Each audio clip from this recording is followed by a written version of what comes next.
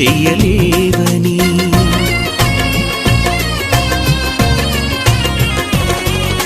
నేను నీకు తోడై ఉన్నానని, పొంగే జలములు నిన్నేమీ చెయ్యలేవని. నీ అరికా